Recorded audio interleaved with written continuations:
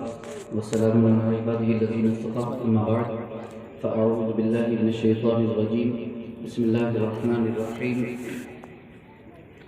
وأما بنعمة ربك فحدث صدق الله العظيم. ہر درد کی دوا ہے صلی علی محمد، تعویذ ہر بلا ہے صلی علی محمد. درود پاک پڑھیں اللہم صلی وسلم علی سیدنا و مولانا محمد معدن الجود والکرم وآلہ وصحبہ وبارک وسلم. صلاۃ و سلام علیک یا رسول اللہ، صلاۃ و سلام علیک یا حبیب اللہ یا کریم اللہ وعلی آلک و اصحابک یا شفیعنا عند اللہ. اللہ رب العزت کی بارگاہ میں ہم دعا کرتے ہیں پروردگار عالم ہماری اس محفل کو قبول فرمائے، اس کی برکتوں سے مالا مال فرمائے. امت کے یہ ویڈیو بند کر لو، رکھ لو، ٹھیک ہے، ویڈیو بند کر لو. امت کے بڑے بڑے محدثین، اپنے وقت کے جید علماء فقہا نے بیان فرمایا ہے کہ میلاد النبی کی محفل، نبی اکرم صلی اللہ علیہ وسلم کے میلاد پاک کی محفل کی برکتیں سارا سال جاری رہتی ہیں، سارا سال جاری رہتی ہیں. اور خاص طور سے وہ نبی اکرم صلی اللہ علیہ وسلم کی میلاد کی محفل منایا کرتے تھے اور محفل میلاد قائم کیا کرتے تھے. بلکہ یہ محفل میلاد مکہ مکرمہ کے اندر نبی اکرم صلی اللہ علیہ وسلم کی ولادت باسعادت جس مکان میں ہوئی، اس مکان کے اندر 12ویں کی شب کو ساری رات یہ محفل منائی جاتی ہے. ساری رات مکہ مکرمہ میں اس مکان کے اندر کہ جس میں حضور صلی اللہ علیہ وسلم کی ولادت ہوئی، تو 12 تاریخ 12 ربیع الاول شریف 20 اپریل 571 عیسوی جیٹھ سنت بکری صبح صادق کے وقت حضرت عبداللہ رضی اللہ تعالیٰ عنہ کے گھر حضرت بی بی آمینہ رضی اللہ تعالیٰ عنہ کے بطن مبارک سے سبز جنتی لباس پہن کر سرمگی آنکھوں کے ساتھ ختنہ شدہ اللہ کے رسول سرور کونین صلی اللہ علیہ وسلم اس دار گیتی میں جلوہ فرما ہوئے. اور جس مکان میں جلوہ گری ہوئی، جس مکان میں نبی اکرم صلی اللہ علیہ وسلم کی ولادت باسعادت ہوئی، اس مکان کے اندر نبی اکرم صلی اللہ علیہ وسلم کی ولادت باسعادت کی رات، بچے ادھر آ جاؤ، ادھر آ جاؤ، بچوں کو روک لو. ولادت باسعادت کی رات صبح ولادت کے وقت تک یہ محفل میلاد چلتی تھی، جس میں قرآن مقدس کی تلاوت، ہدیہ درود و سلام کی کثرت ہوا کرتی تھی. اور اس بات کا عینی شاہد اور گواہ ہندوستان کا جلیل القدر محدث، ایسا عظیم الشان اور جلیل القدر محدث کہ جس کے علم حدیث کا لوہا ہندوستان کا ہر فرقہ مانتا ہے مسلمانوں میں، چاہے غیر مقلدین ہوں، اہل حدیث ہوں، وہابی مکتبہ فکر کے ہوں، دیوبندی مکتبہ فکر کے ہوں، یا وہ جماعت اسلامی کے ہوں، یا وہ مودودی جماعت کے، یا کسی بھی نام سے اس دنیا میں، اس ہندوستان کے اندر جتنے بھی اسلامی فرقے پائے جاتے ہیں، اہل سنت والجماعت کے تو الحمدللہ وہ مسلح میں مانتے ہیں، لیکن اہل سنت والجماعت کے علاوہ دیگر جتنے بھی مکاتب فکر ہیں وہ سب اس محدث کو اپنے سروں پر رکھتے ہیں. حتیٰ کہ غیر مقلدین اہل حدیث کے بہت بڑے محدث عبد الرحمن مبارک پوری، مولوی عبد الرحمن مبارک پوری، جو جماعت اہل حدیث کے بڑے پائے کے محدث ہیں، جن کی کتاب جامع ترمذی کی شرح تحفۃ الاحوزی ہے، فتاوی نظیریہ میاں نذیر حسین دہلوی جو ہندوستان کے غیر مقلدین اہل حدیث مکتب فکر کے بہت بڑے مجتہد اور شیخ الکل فی الکل ہیں، ان کی کتاب فتاوی نظیریہ جو چھپی ہے، اس فتاوی نظیریہ کے مقدمے کے اندر جماعت اہل حدیث کے امیر، جمعیت اہل حدیث کے جو سرغنہ ہیں، جو امیر ہیں، انہوں نے جو مقدمہ لکھا ہے اس میں جو ہے اپنے میاں نذیر حسین دہلوی کو اس محدث کہ جو اس بات کا عینی گواہ ہے کہ ولادت کی رات اس مکان میں حضور کا میلاد منایا جاتا رہا ساری رات، اس کے بارے میں اہل حدیثوں کا کہنا یہ ہے کہ وہ محدث ہندوستان کے اندر توحید کا سب سے بڑا علمبردار تھا، توحید کو زندہ کرنے والا اس ہندوستان کے اندر وہ محدث تھا۔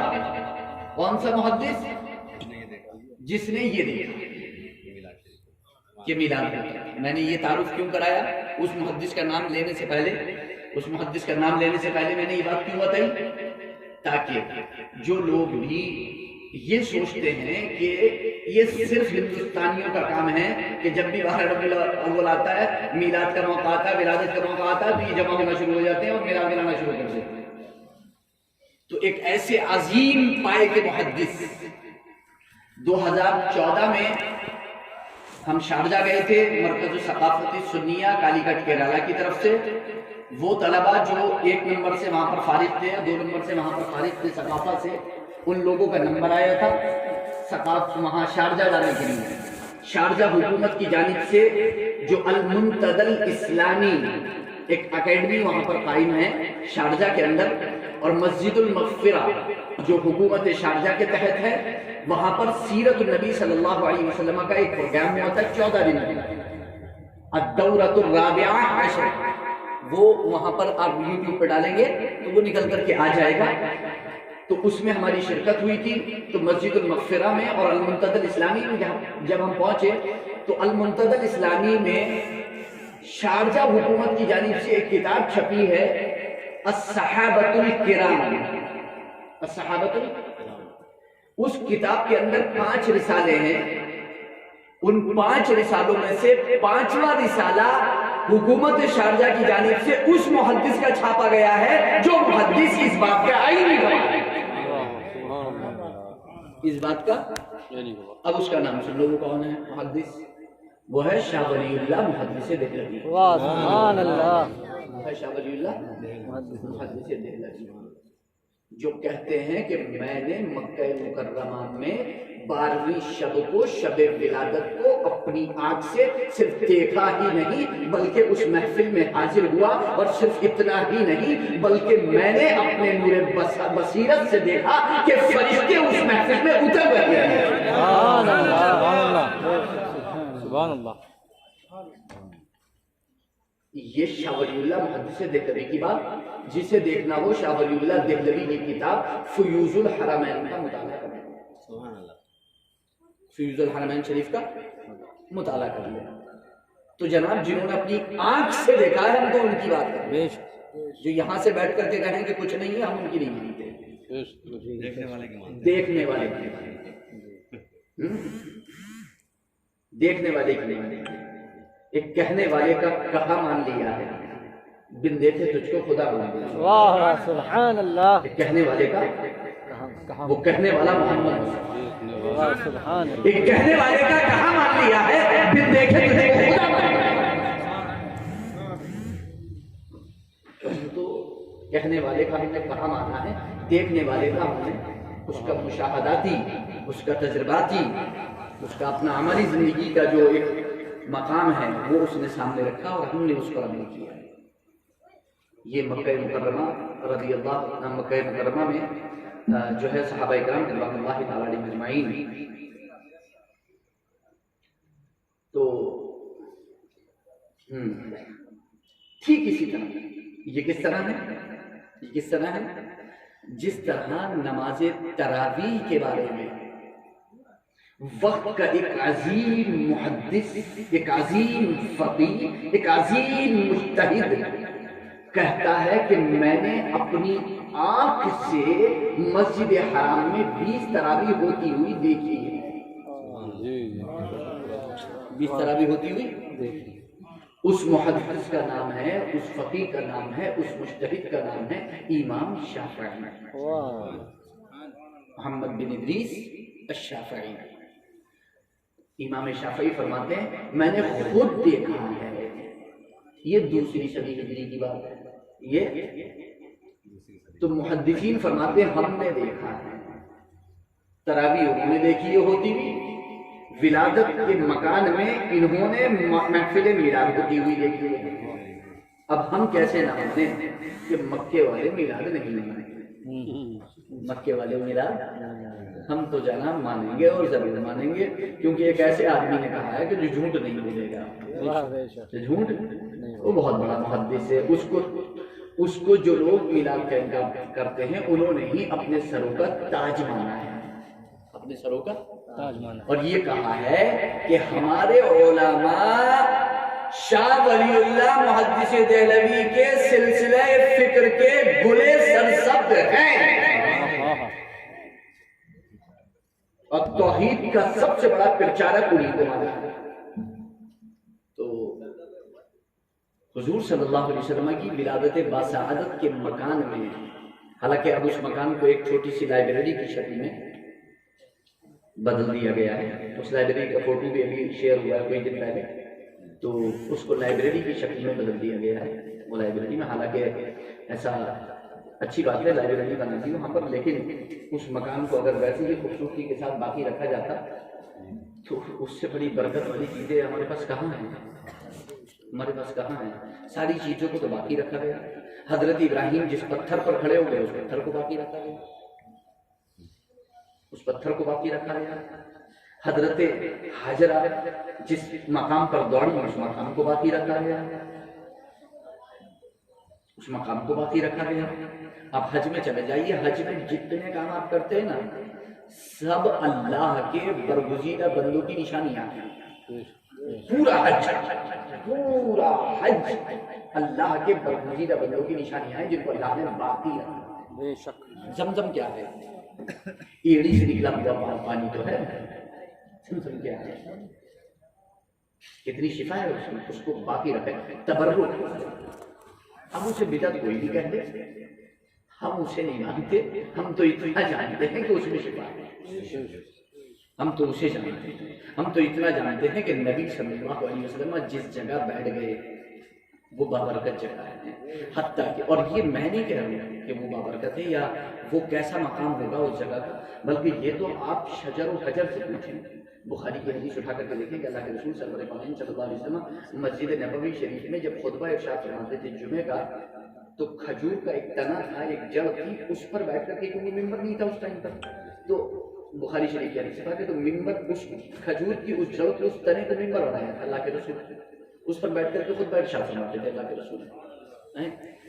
کچھ صحابہ کی خواہش ہوئی کہ ہم نیا ممبر بنا کر کے دے دیں، اچھا ممبر بنا کر کے دے دیں، انہوں نے ممبر بنا کر کے لا کر کے اللہ کے رسول کو دے دیا۔ اللہ کے رسول نے، جو صحابہ اپنی خوشی سے اپنی محبت سے ممبر بنا کر کے لے کر کے آئے تھے، اللہ کے رسول نے اس ممبر کو استعمال فرمایا تھا، بس اس ممبر کو چھوڑنا کیا تھا، وہ لکڑی کے تنے کو جو اس نے رونا شروع کیا ہے، جو اس نے رونا شروع کیا ہے، بخاری شریف کی حدیث ہے، کہیں اور نہیں ہے، ضعیف نہیں ہے، بخاری شریف کی حدیث ہے، اس کھجور کے تنے نے جو عشق مصطفیٰ میں، محبت مصطفیٰ میں اور جدائی میں محمد مصطفیٰ کی جو رونا شروع کیا، صحابہ فرماتے وہ ایسے رو رہا تھا جیسے بچہ ہچکیاں لے کر کے روتا ہے، اور اس وقت وہ چوبا جب اللہ کے رسول نے اسے اپنے سینے سے لگا کر کے تسلی دی۔ سبحان اللہ، اللہ کے رسول نے جب سینے سے لگا کر کے، یہ کھجور کا تنا ہے، یہ کھجور کا تنا ہے، یہ لکڑی ہے، یہ بے جان بے عقل ہے، تم تو جاندار ہو، تم تو عقل مند ہو، تم تو جاندار ہو، تم تو عقل مند ہو، تم تو ہوش سے کم ہو، کم سے کم کبھی تو محبت مصطفیٰ میں ہو۔ کبھی تو عشق مصطفیٰ میں ہو،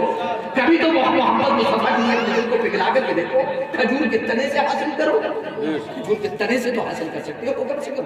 اللہ کے رسول سرور کونین صلی اللہ علیہ وسلم ارشاد فرماتے ہیں میں اس پتھر کو آج بھی جانتا ہوں جو اعلان نبوت سے پہلے مجھ پر سلام پڑھتا تھا۔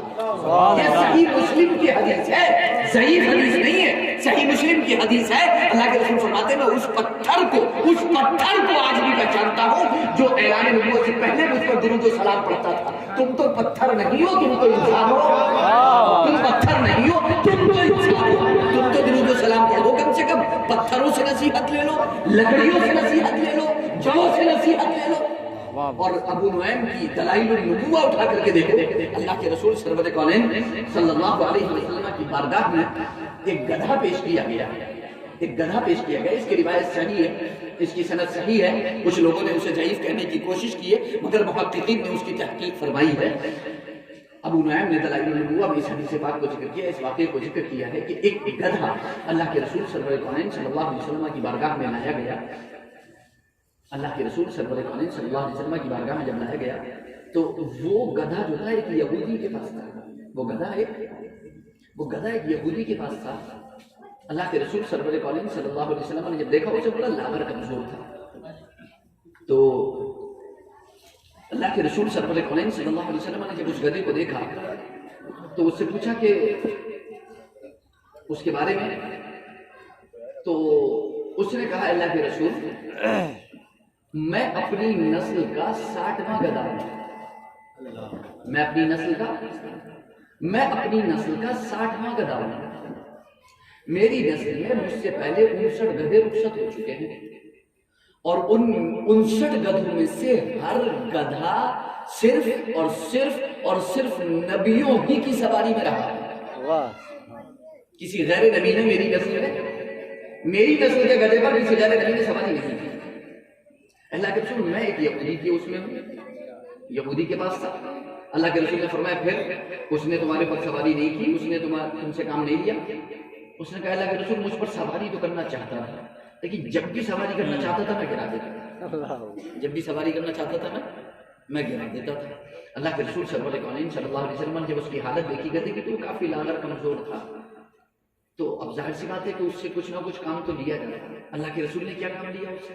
اللہ کے رسول نے اسے یہ کام دیا کہ مدینے میں اللہ کے رسول کو جس کو بھی بلانا ہوتا اللہ کے رسول اس کو فرما دیتے اور وہ اس صحابی کے گھر پہ جا کر کے منہ مارتا، اس صحابی کو پتہ چل جاتا تھا کہ مجھے محمد مصطفیٰ نے بلایا ہے، مجھے اللہ کے رسول نے بلایا ہے، مجھے اللہ کے رسول نے بلایا ہے، تو فوراً وہ اللہ کے رسول کی بارگاہ میں حاضر۔ جب اللہ کے رسول سرور کونین صلی اللہ علیہ وسلم کا وصال مبارک ہوا تو اس گدھے نے ایک کنویں میں جا کر کے گر کر کے اپنی جان دے دی، اپنی جان۔ مگر جانتے ہو جان دینے سے پہلے اس نے بارگاہ مصطفیٰ میں کیا کہا تھا؟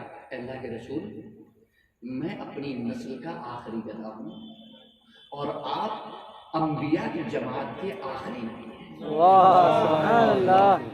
آخری رسول، آپ انبیاء کی جماعت کے آخری ہیں۔ تو جناب گدھا بھی جانتا ہے کہ وہ آخری نبی ہے، تم تو گدھے نہیں ہو، تم تو انسان ہو، تم تو انسان ہو۔ وہ بھی محبت کرتا ہے، تم تو انسان ہو، وہ بھی محبت کرتا ہے، وہ بھی بارگاہ مصطفیٰ میں رکھتا ہے، وہ بھی بارگاہ مصطفیٰ کی خدمت پر ناز کرتا ہے اور ایسا ناز کہ اپنی جان دے دیتا ہے مگر کسی کی خدمت میں جانا گوارا نہیں کرتا۔ تو بارگاہ مصطفیٰ تو بہت الگ ہے۔ ایک اللہ کے رسول سرور کونین صلی اللہ علیہ وسلم کا اللہ کے رسول سرور کونین صلی اللہ علیہ وسلم کے ایک اونٹ کے پاس سے گزر ہوا، جب گزر ہوا تو اس اونٹ نے کہا کہ اللہ کے رسول میرا مالک مجھ پر بہت ظلم کرتا ہے، میرا مالک مجھ پر بہت ظلم کرتا ہے، مجھے بھوکا پیاسا رکھتا ہے، یہ حدیث بھی صحیح ستہ میں موجود ہے، یہ مجھ پر بہت ظلم کرتا ہے۔ اللہ کے رسول نے فرمایا کہ اس کے مالک کو بلاؤ، اس کا مالک کون ہے؟ اس کے مالک کو بلایا، پوچھا کہ یہ اونٹ تمہارا ہے؟ جی ہاں اللہ کے رسول یہ اونٹ میرا۔ اللہ کے رسول نے فرمایا تم اسے کھلاتے پلاتے نہیں ہو، صحیح سے اس سے زیادہ کام لیتے ہو، اس نے ابھی مجھ سے شکایت کی، اس نے ابھی مجھ سے، تو اونٹ بھی وہاں پر شکایت کرتے ہیں، اونٹ بھی وہاں پر۔ اور امام بوشیر رحمۃ اللہ تعالی علیہ تو فرماتے ہیں کہ شجر بلا قدم وہاں پر بارگاہ مصطفیٰ میں پہنچتے ہیں، بلا ساتھ ولا قدم، بغیر پنڈلی اور پاؤں کے مصطفیٰ کی بارگاہ میں پہنچتے ہیں۔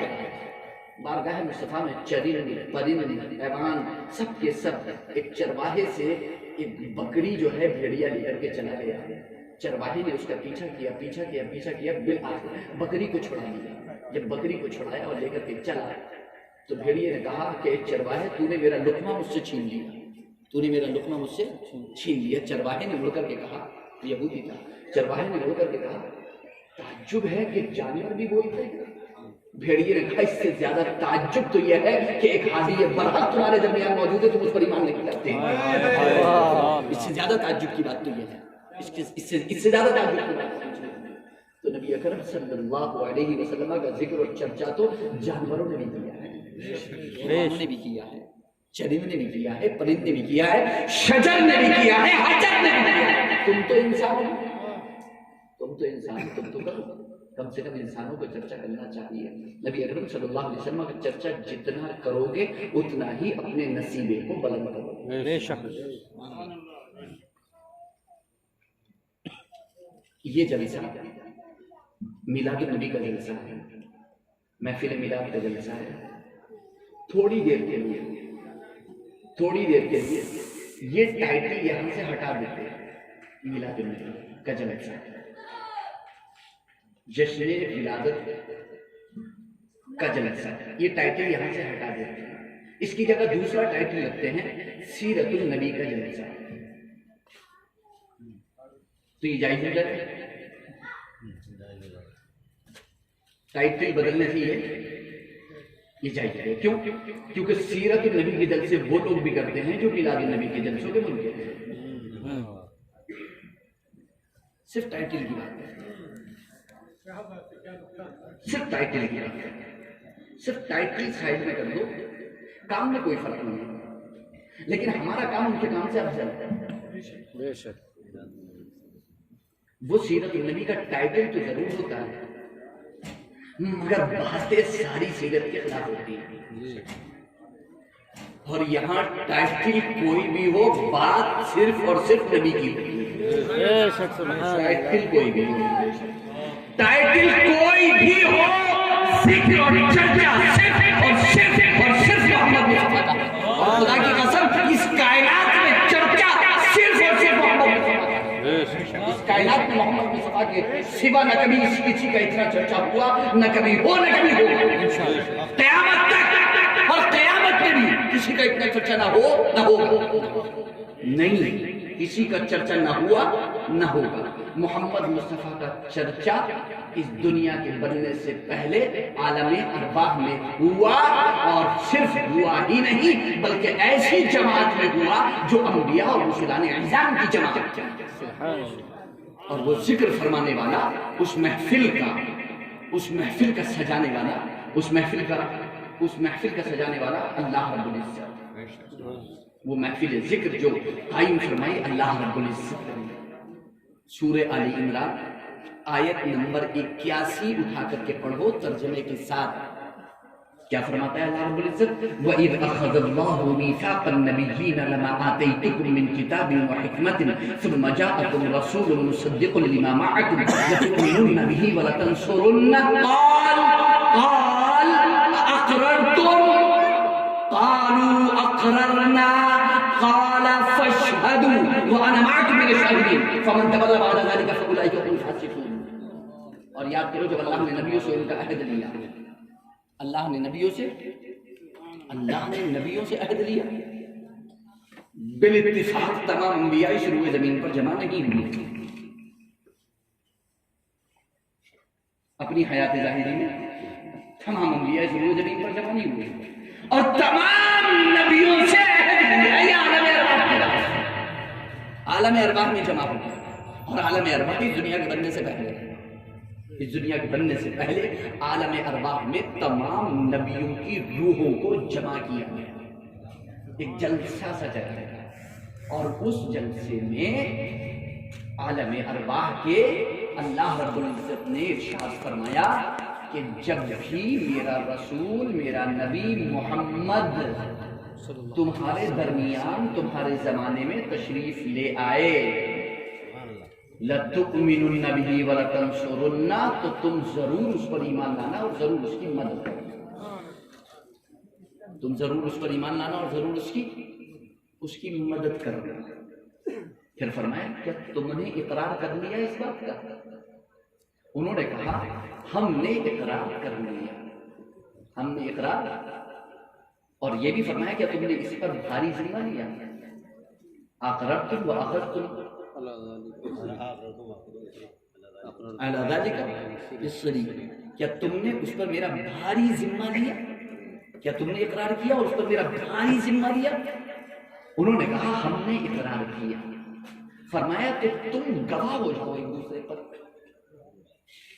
اور میں تم سے پر گواہ ہوں، اور جو کوئی اس کے بعد پھرے گا اسے فاسقوں میں سے نہیں لیا جائے گا۔ یہ انبیاء اکرام کی جماعت، انبیاء اکرام سے عہد و پیمان لیا گیا۔ انبیاء اکرام کوئی اگر یہ تصور بھی کر لے کہ انبیاء اکرام اللہ کے عہد و پیمان سے پھر سکتے ہیں تو وہ اپنے ایمان کی خیر میں یا ان سے خطا ہو، اگر کوئی یہ تصور کرے تو اپنے ایمان کی خیر میں۔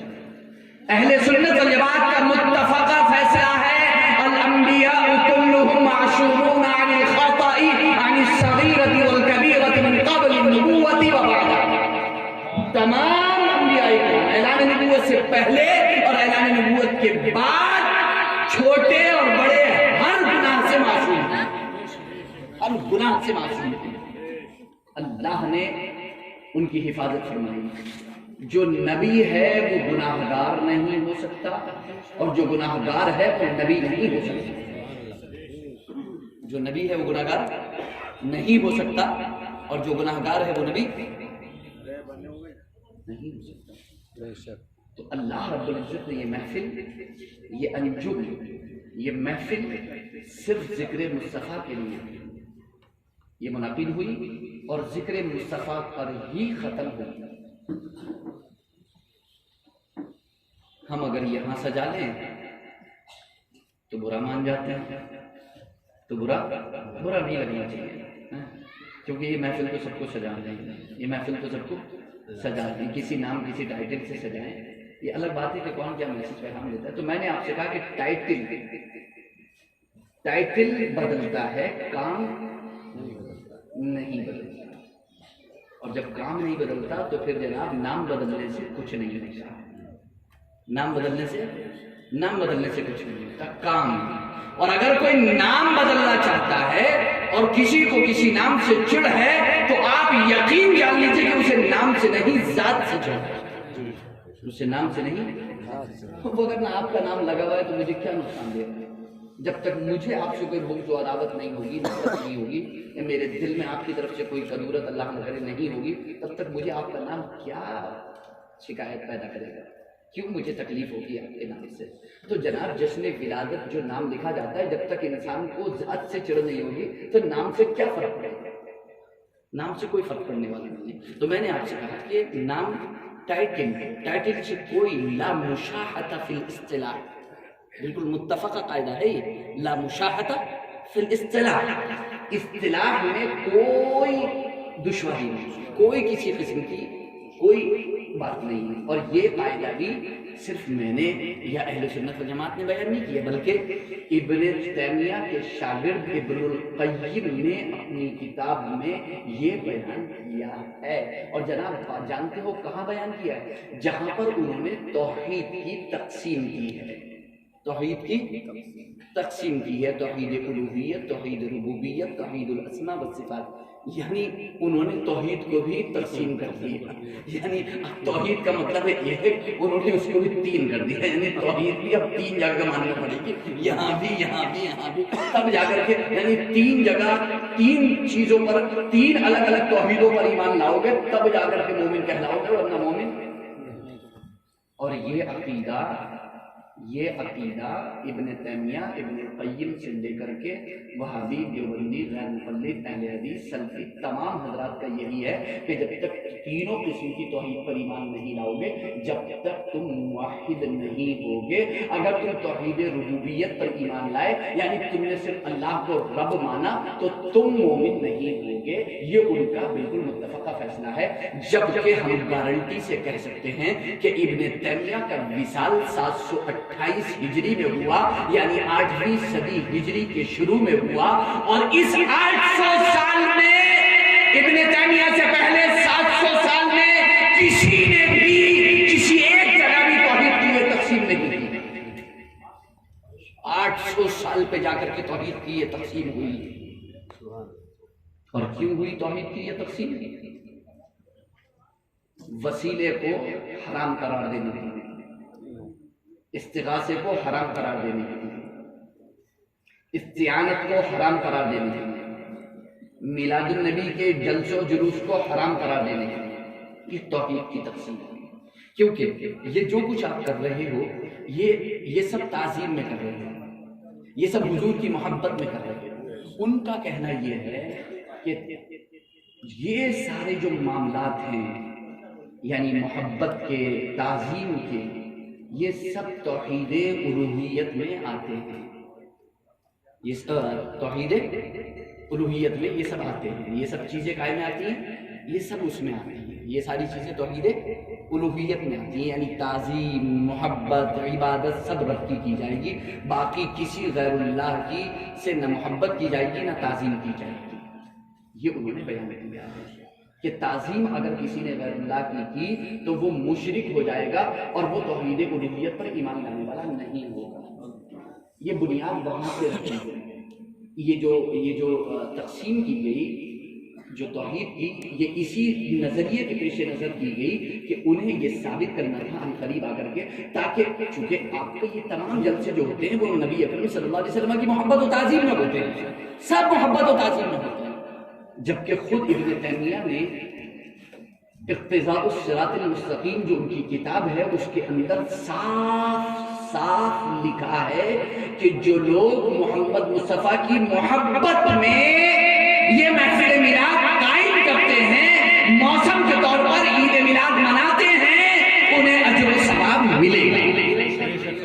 انہیں اجر و ثواب بالکل کلیئر ہے، انہیں اجر و ثواب ملے گا، انہیں اجر و ثواب ملے گا۔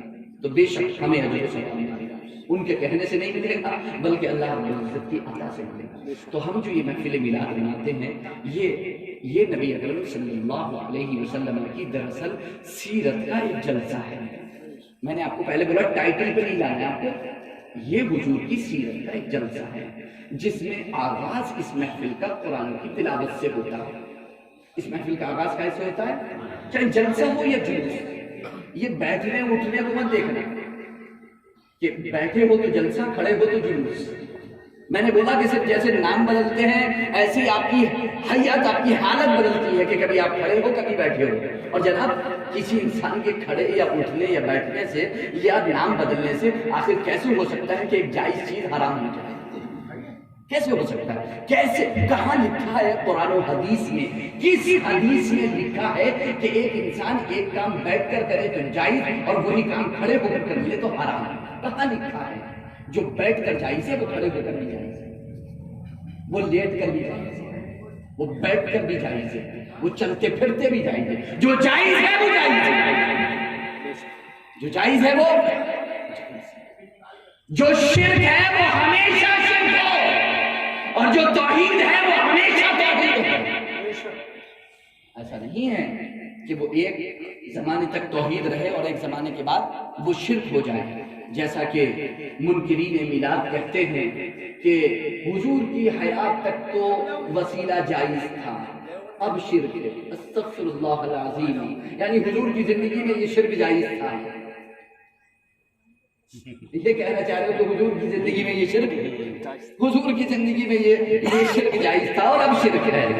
استغفر اللہ العظیم، کیسے کہہ سکتے ہو کہ ایک چیز خود کہہ رہے ہو کہ حضور کی زندگی میں جائز تھا اور اب تم فتویٰ لگا رہے ہو کہ حضور کی زندگی کے بعد یہ شرک ہے؟ ایسا نبی نے نہیں کہا، تم کہہ رہے ہو، اور تمہاری بات ہمارے لیے حجت نہیں ہے۔ تمہاری بات ہمارے لیے، تم مجھ جیسے بھی بشر نہیں ہو، تم مجھ جیسے بھی بشر نہیں ہو، تو تمہاری بات میرے لیے حجت ہوگی کیوں؟ تمہاری بات میرے لیے حجت ہوگی کیوں؟ تم نوجوانوں سے کہتے ہو کہ یہ جتنے ہیں یہ سب کر رہے ہیں، یہ کوئی نبی تھوڑی ہے، یہ کوئی صحابہ تھوڑی ہے۔ جناب آپ بھی نبی اور صحابہ کا ہو، آپ بھی کا ہو، ارے آپ نبی ہو، آپ صحابی ہو، آپ تابعی ہو، آپ امام مجتہد ہو، آپ فقیہ ہو، آپ محدث ہو، آپ مفسر ہو، آپ سعودی عربیہ میں ایک ڈرائیور تھے، یہاں آ کے قائد قوم ملت بن گئے. نہیں، یہ حقیقت ہے. 4 دن سعودی عربیہ میں رہ کر کے یہاں سے آ گئے. صاحب اسلام تو مکے سے نکلا ہے نا، اسلام تو سعودی سے نکلا ہے نا، وہاں تو یہ چیز نہیں ہوتی. ارے میرے پیارے بھائی، سعودی سے اسلام 50 سال 75 سال پہلے تھوڑی نکلا ہے، 1450 سال پہلے نکلا ہے. تم 75 سال پہلے ڈھونڈ رہے ہو.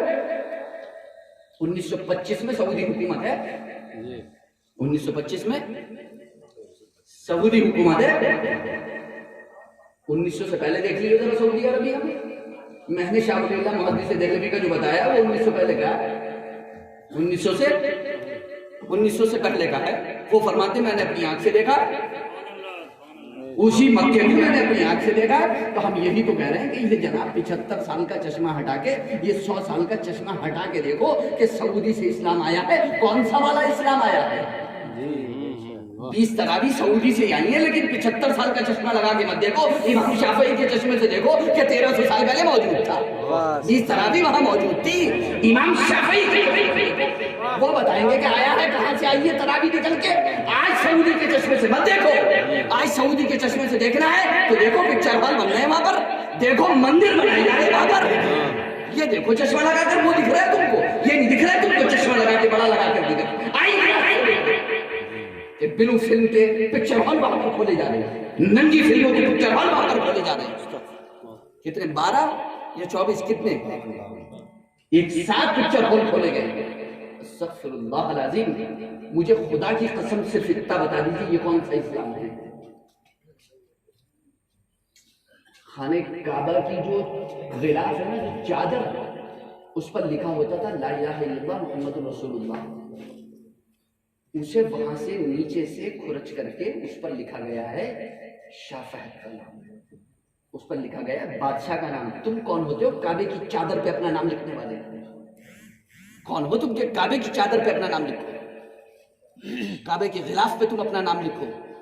ہم یہاں نبی کا ذکر کر لیں تو مرچیں لگ جاتی ہیں، اور تم وہاں خانہ کعبہ کے غلاف پر اپنا نام لکھو. کیسے ہو سکتا ہے؟ تمہارے باپ دادا کے نام سے 1925 کے بعد سے تم نے جتنی یونیورسٹیز، تم نے جتنے جامعات بنائے ہیں، جتنے مدارس بنائے ہیں، جتنی بلڈنگز بنائی ہیں، سب تمہارے باپ دادا کے نام سے، آل سعود کے نام سے. نبی کے نام سے اتنی چڑ تھی کہ سبھی مٹاتے چلے جا رہے ہیں وہاں سے، سبھی ختم کرتے چلے جا رہے ہیں وہاں سے. سب کچھ ختم کر ڈالا، سب کچھ مٹا ڈالا، سب کچھ. ہم اس لیے کہتے ہیں، یہ جو کہتے ہیں نا کہ اسلام تو صاحب سعودی سے نکلا ہے، عرب سے اسلام آیا ہے، وہاں تو ایسا نہیں ہوتا. ارے بھائی 1450 سال پہلے آیا تھا اسلام وہاں سے، اور اسلام آیا تھا بے شک، لیکن آیا کیسے تھا؟ کس صورت میں آیا تھا؟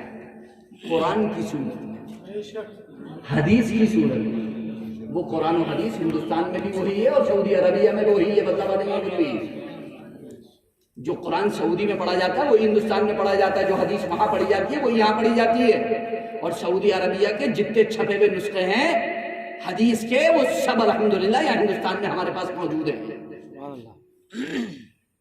تم نے اتنی حدیث کی کتابوں کے نام سنے نہیں ہوں گے خواب میں کبھی، جتنے لائبریریوں میں موجود ہیں ہمارے پاس. سمجھ رہے ہیں؟ حدیث، ہمیں حدیث کا درد دینے کی ضرورت نہیں ہے. الحمدللہ میری عمر تو ابھی 30 سال کی ہے. ماشاءاللہ حضرت یہاں پر موجود ہیں، تشریف فرما ہیں، حضرت تشریف فرما ہیں، اور لوگ یہاں پر علماء موجود ہیں. 30 بڑا ریکارڈ ہے. اور اگر میں آپ کو بتاؤں تو اسلام کی تاریخ میں بتاتا ہوں. اسلام کے بارے میں آپ سنیے. 1334 ہجری کتنی چل رہی ہے؟ 1443 1334 ہجری. کتنے سال پہلے کا واقعہ ہو گیا؟ 100 اور 110 سال پہلے. کتنے سال پہلے کا واقعہ ہے؟ 110 سال پہلے. 110 سال پہلے. یہ مثال پتہ ہے میں کیوں دینے جا رہا ہوں؟ جس طرح منکرین میلاد یہ کہتے ہیں نا کہ جناب سعودی عربیہ سے اسلام آیا ہے، وہاں تو نہیں منایا جاتا. تو میں نے ابھی کہا کہ اینک لگا کر کے دیکھو امام شافعی کے چشمے سے، شاہ ولی اللہ محدث دہلوی کے چشمے سے، اور تمام محدثین کے چشمے سے کہ وہاں محفل میلاد کل بھی منایا جاتا تھا، آج بھی منایا جاتا ہے. اسی طرح یہاں رامپور کے اندر اگر قبرستان میں اذان پڑھ دی جاتی ہے نا، قبرستان میں دفن کرنے کے بعد اذان پڑھ دی جاتی ہے، وہ کہتے ہیں صاحب ہماری عمر تو 50 سال کی ہو گئی، ہماری عمر تو 50 سال کی ہو گئی، ہم نے تو کبھی دیکھا نہیں. ارے میرے پیارے بھائی، دنیا آپ سے تھوڑی نہ شروع ہوئی، آپ سے پہلے بھی تو دنیا تھی کہ نہیں؟ آپ کی عمر کے ساتھ دنیا کا آغاز تھوڑی ہوا، آپ دنیا کے پہلے انسان تھوڑی نہ ہو، آپ دنیا کے پہلے انسان تھوڑی نہ تھے. دنیا میں آپ سے پہلے بھی لوگ رہے ہیں، آپ سے پہلے بھی انسان رہے ہیں. دنیا یہ بسی ہوئی ہے، کافی دن سے بسی ہوئی ہے. خیر میں تو بتا نہیں سکتا کب سے بسی ہوئی ہے، لیکن بہرحال بسی ہوئی ہے، کافی ٹائم سے بسی ہوئی ہے، کافی ٹائم سے بسی ہوئی ہے. جب کافی ٹائم سے بسی ہوئی ہے تو اپنے سے اوپر بھی دیکھ لو، اپنے سے. اور یہ زمانہ جتنا دور ہوگا اتنا ہی زیادہ نفع بخش نہیں ہوگا، بلکہ جتنا قریب پہنچے گا اتنا زیادہ نفع بخش ہوگا. دلیلیں جب قریب زمانے کی ڈھونڈی جائیں گی تو نفع بخش ہوں گی. دور کے زمانے میں ڈھونڈو دلیل، سب سے مضبوط ترین دلیل وہ ہوگی جو صحابہ کے زمانے کی ہوگی. اس کے بعد درجہ ہوگا مضبوط ترین دلیل کا جو تابعین کے زمانے کی ہوگی. اس کے بعد درجہ ہوگا مضبوط ترین دلیل کا جو تبع تابعین کی ہوگی. اس کے بعد مضبوط ترین دلیل کا درجہ جو دلیل ہوگی اس کا جو مرتبہ ہوگا وہ ہوگی جو ائمہ مجتہدین کی ہوگی. اور مجتہدین تقریباً 18 اپنے وقت کے مجتہدین، 18 امام دنیا کے پردے پر اس وقت میں بڑے جنگ مجتہدین، ان میں سے 4 باقی بچے جن کے مذہب آج تک چل رہے ہیں، جن کے مذہب الحمدللہ آج تک چل رہے ہیں. شاید میرے خیال سے یہ بات منکرین میلاد کی نالج میں نہیں ہوگی کہ پورا سعودی عربیہ آج بھی مذہب حنبلی کو فالو کرنے کا دعویٰ کرتا ہے، بلکہ جو حکومتی دستور ہے سعودی عربیہ کا وہ حنبلی فقہ پر ہے، حنبلی اسکول پر ہے. بالکل کلیئر ہے. وہاں کے جو دارالفتہ ہیں جہاں سے فتوے صادر ہوتے ہیں، وہاں کی جو یونیورسٹیز ہیں، وہاں کی جو جامعات ہیں، ان کا جو تھاٹ آف اسکول ہے وہ حنبلی فقہ ہے. وہ کیا ہے؟ امام احمد ابن حنبل کی فقہ ہے جو وہاں پر رائج ہوتی ہے. اب آپ مجھ سے یہ سوال کر سکتے ہیں کہ جناب ایسا کیوں ہوا؟ تو میں آپ سے کہہ دوں گا کیونکہ ابن تیمیہ جو ان کے امام گزرے ہیں، ابن تیمیہ، وہ اپنے آپ کو حنبلی کہتے تھے، وہ اپنے آپ کو حنبلی کہتے تھے. اس کی ایک الگ داستان ہے. میری ایک کتاب انشاءاللہ العزیز بہت جلد منظر عام پر آ جاتی ہے اور آ جائے گی انشاءاللہ، بالکل تیار ہے. تقریباً 600 صفحے میں وہ کتاب ہے. رامپور والے انشاءاللہ جب اسے پڑھیں گے تو ان کے انشاءاللہ العزیز آنکھیں 4 ہو جائیں گی. اس کی آنکھیں انشاءاللہ 4 ہو جائیں گی. 600 صفحے میں وہ کتاب ہے الحمدللہ. اور میں نے الحمدللہ یہ سمجھ لیجئے کہ ہندوستان، پاکستان اور سعودی عربیہ، یمن، سوڈان، شام، مصر، عراق، افغانستان، جہاں جہاں اسلام پہنچا ہے وہاں کے علماء کے حوالے اس کے اندر موجود ہیں. اور صرف اتنے ہی نہیں بلکہ 1400 سال کے ہر زمانے کے مفتی اور علماء کے حوالے اس کے اندر آپ کو مل جائیں. سالانہ خالی ہے، بلکہ لیٹسٹ مفتی جو اس وقت کے سعودی عربیہ کے ہیں ان کے بھی حوالے اس کے اندر موجود ہیں. اس وقت وہاں کی جو جامع مسجدوں کے امام ہیں یا پچھلے 10-15 سال پہلے ان کا انتقال ہوا ہے، اور وہاں کی سعودی عربیہ کی جو جامع مسجدیں تھیں ان کے جو امام اور خطیب تھے جو وہاں سے وہ میسج و پیغام پہنچاتے تھے وہ بھی میں نے اس کے اندر لکھا ہے. ان کی کتابوں کے حوالے سے، ان کی ویب سائٹس کے حوالے سے، ان کا پورا کا پورا میں نے 600 صفحات کی وہ کتاب ہے. بالکل کوئی ڈاؤٹ نہیں ہے، غلط حوالہ ثابت کرنے پر ایمان ملے گا، کوئی ایک حوالہ الحمدللہ اس میں غلط نہیں ملے گا. ساری چیزیں بالکل دودھ کا دودھ، پانی کا پانی ہے. اور میں نے اس میں صاف اور واضح اور کلیئر طور پر یہ بات کہی ہے کہ اگر آج دنیا کے اندر مسلمان آتنکواد کے ٹھپے سے نجات چاہتے ہیں تو مسلک اہل سنت والجماعت کے دیوار کے سائے میں انہیں کھڑا ہونا ہوگا. تبھی وہ آتنکواد کے ٹھپے سے، دہشت گردی کے ٹھپے سے نجات پا سکتے ہیں. جب تک تمام مسلمان مسلک اہل سنت والجماعت کی دیوار کے سائے میں اس کے بینر تلے نہیں آئیں گے تب تک اس دنیا میں مسلمان متحد نہیں ہو سکتے. یہ بالکل واضح اور کلیئر طور پر پوری کتاب کے اندر میں نے ثابت کیا ہے. جو لوگ اتحاد کا کہتے ہیں، جو لوگ کہتے ہیں کہ فرقوں میں کیوں بٹ رہے ہو، کیوں فرقوں میں بٹے پڑے ہو، ہم نے ان سے کہا ہے، جو لوگ یہ کہتے ہیں کہ فرقوں میں نے کتاب میں ثابت کیا، جو لوگ یہ کہتے ہیں کہ فرقوں میں مت بٹو، ہم نے ان سے کہا ہے ہم تم سے کہتے ہیں کہ فرقوں میں مت بٹو. کیوں؟ تمہاری کتابوں میں خدا کی قسم گارنٹی سے میں نے لکھا ہے اپنی کتاب کے اندر، تمام غیر مقلدین، اہل حدیث، سلفی، وہابی، دیوبندی، مودودی، تبلیغی، جتنے بھی فرقے ہیں، ہر ایک فرقے نے اپنی اپنی کتابوں میں ہر زمانے میں لکھا ہے کہ عقیدے میں اہل سنت والجماعت ہی حق پر ہیں. عقیدے میں اہل سنت والجماعت ہی حق پر ہیں. جب اہل سنت والجماعت عقیدے میں حق پر ہیں تو کیوں تم اہل حدیث بن رہے ہو؟ کیوں تم وہابی بن رہے ہو؟ کیوں تم دیوبندی بن رہے ہو؟ کیوں تم جو ہے وہ تبلیغی بن رہے ہو؟ جب تمہیں اعتراف ہے، تمہارے بزرگوں کو اعتراف ہے، تمہاری کتابوں میں اب نہیں 50 سال پہلے، 100 سال پہلے، 150، 200، 250 سال پہلے کی تمہاری جو کتابیں ہیں، اور اس سے اوپر جو اکا دکا ایک صدی میں 8ویں صدی تک تمہارے علماء ملتے ہیں، انہوں نے اپنی کتابوں میں لکھا ہے، خدا کی قسم بالکل واضح کلیئر انداز میں لکھا ہے. اور مسلک اہل سنت والجماعت کی اصطلاح اگر آپ کو چاہیے تو پارہ نمبر 4 سورہ آل عمران، آپ اس کا پارہ نمبر 4 کا رکوع نمبر 2 اٹھا کر کے دیکھ لو. آیت کریمہ ہے یوم تبیض وجوہ وتسود وجوہ، یوم تبیض وجوہ وتسود وجوہ. اس کے تحت ایک حدیث پاک ملے گی، ایک حدیث موقوف ملے گی، ایک حدیث مرفوع ملے گی. حدیث مرفوع وہ ہے کہ جس کی سند حضور تک پہنچے کہ حضور نے ایسا فرمایا یا ایسا کیا وغیرہ وغیرہ. اور حدیث موقوف وہ ہے جو صحابی پر جا کر کے رک جائے تو حدیث موقوف بھی ملے گی، حدیث مرفوع بھی ملے گی. علامہ امام جلال الدین سیوطی مصری شافعی علیہ رحمۃ اللہ رضوان نے اپنی تفسیر الدر المنصور کے اندر اس کو ذکر کیا ہے. وہابیوں کے امام ابن تیمیہ کے شاگرد ابن کثیر نے اپنی تفسیر میں اس کو ذکر کیا ہے. اس سے اوپر چلے جائیے تمام تفسیروں میں یہ موجود ہے. خود ابن تیمیہ نے یہ تفسیر ذکر کی ہے، تمام وہابیوں نے یہ تفسیر ذکر کی ہے. ابن عثیمین جو اس وقت سلفی حضرات کے اہل حدیث کا مقلدین کے بہت بڑے سعودی عربیہ کے شیخ، امام اور مفتی گزرے ہیں، انہوں نے اپنے فتوے کی کتاب میں اس کو تسلیم کیا ہے. یہ صاف لکھا ہوا ہے کہ اللہ کے رسول نے فرمایا تبیض وجوہ اہل سنہ، تبیض وجوہ اہل سنہ وتسود وجوہ اہل بدع. اہل سنت والجماعت کے چہرے قیامت کے دن روشن ہوں گے اور اہل بدعت و ہوا کے چہرے کالے ہوں گے. قرآن نے تو یہ بات بالکل کلیئر کہی ہے کہ کچھ لوگوں کے چہرے روشن ہوں گے، کچھ لوگوں کے چہرے کالے ہوں گے. اللہ کے رسول فرماتے ہیں، صحابہ فرماتے ہیں کہ جن کے چہرے روشن ہوں گے وہ اہل سنت والجماعت ہیں، اہل سنت والجماعت ہیں.